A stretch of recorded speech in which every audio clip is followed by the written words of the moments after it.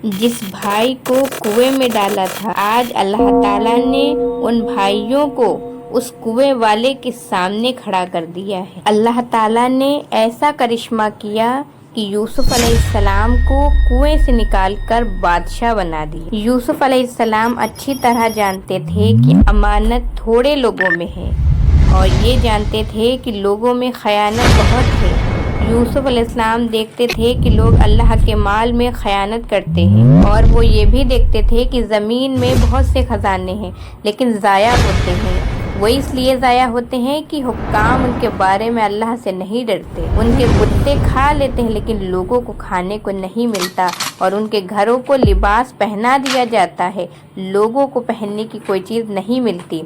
लोगों को ज़मीन के ख़जानों से वही शख्स फ़ायदा पहुंचा सकता है जो हिफाजत करने वाला आलिम हो, और जो हिफाजत करने वाला हो मगर आलिम ना हो तो वो नहीं जानेगा कि ज़मीन के ख़जाने में कहाँ और उनसे कैसे नफ़ा हासिल किया जा सकता है। जो इल्म रखने वाला तो हो मगर हिफाजत करने वाला ना हो, वो उसमें से खाएगा और खयानत करेगा।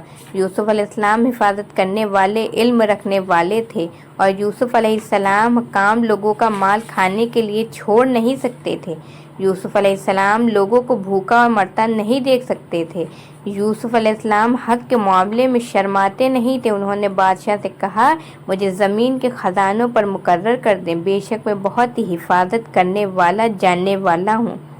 इस तरह यूसुफ अलैहिस्सलाम मिस्र के ख़जानों के अमीन हुए और लोगों को आराम मिला और उन्होंने खुदा का शुक्र अदा किया। मिस्र और शाम में यूसुफ की इत्तला के मुताबिक कहत हुआ। अहले शाम और याकूब ने सुना कि मिस्र में एक बहुत ही रहम वाला आदमी है और मिस्र में एक बहुत ही फयाज और सखी है, वो ज़मीन के ख़जानों पर है।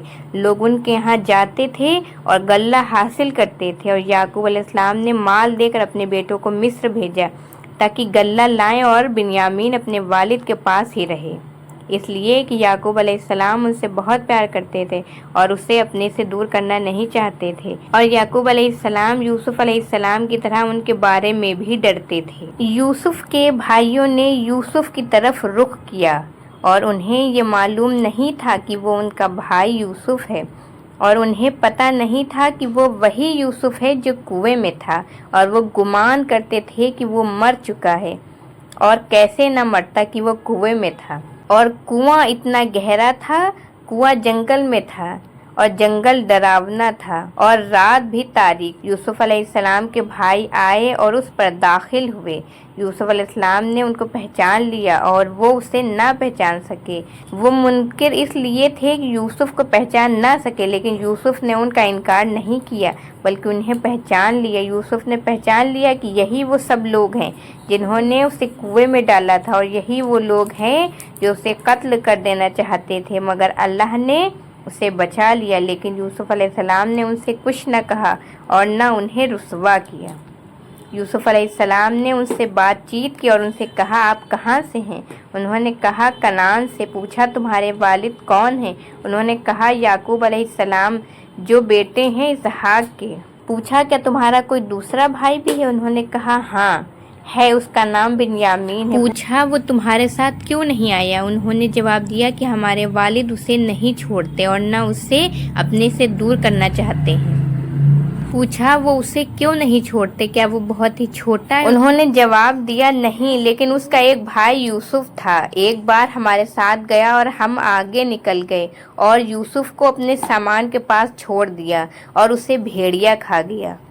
यूसुफ अपने दिल में हंसे लेकिन कुछ न कहा और यूसुफ अपने भाई बिन्यामीन के मुश्ताक हुए। अल्लाह ताला ने याकूब अलैहिस्सलाम का एक बार और इम्तिहान लेना चाहा।